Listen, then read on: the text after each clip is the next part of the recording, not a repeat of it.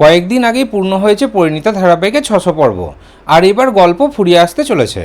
আমরা তো সবাই জানি যে এবার পারুল মা হতে চলেছে, আর রায়ান পারুলের সন্তান হওয়ার পরেই ধারাবাহিকে হ্যাপি এন্ডিং দেখেই ধারাবাহিকটিকে শেষ করে দেওয়া হবে।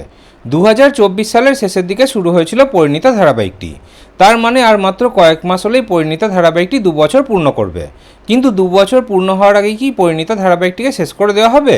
কারণ চারিদিকে খবর ঘুরছে যে এবার পরিণীতা ধারাবাহিকটি শেষ হতে চলেছে। এই মুহূর্তে তো টিআরপি আসছে না, সেই কারণে আমরা বুঝতে পারছি না যে কোন ধারাবাহিকটি কত নম্বরে রয়েছে। কিন্তু শুরু থেকেই তো পরিণীতা ধারাবাহিকটি টিআরপিতে প্রথম দিকেই থাকতো।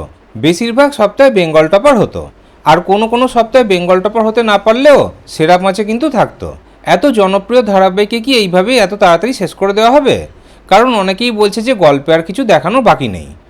এবার সেই বিষয়ে ধারাবাহিকের মল্লার অর্থাৎ অভিনেতা রিয়াজ লস্করকে একটি জনপ্রিয় সংবাদ মাধ্যম প্রশ্ন করেছিল, আর অভিনেতা রিয়াজ লস্কর জানিয়ে দিয়েছেন যে অনেকেই ভাবছে যে হয়তো গল্পে আর কিছু দেখানোর নেই। রায়ান পারুল বাবা মা হলেই ধারাবাহিকের গল্প শেষ হয়ে যাবে, কিন্তু তেমনটা হবে না। ধারাবাহিকের গল্পে এখনও অনেক কিছু দেখানো বাকি রয়েছে।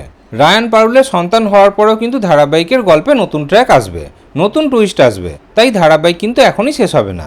এই কথাই পরিষ্কার জানিয়ে দিয়েছেন পরিণীতা ধারাবাহিকের মল্লার অর্থাৎ অভিনেতা রিয়াজ লস্কর। তাহলে পরিণীতা ধারাবাহিকটি কিন্তু এখনই শেষ হচ্ছে না। এই খবরটি শুনে আপনাদের কেমন লাগলো কমেন্টে অবশ্যই জানাবেন।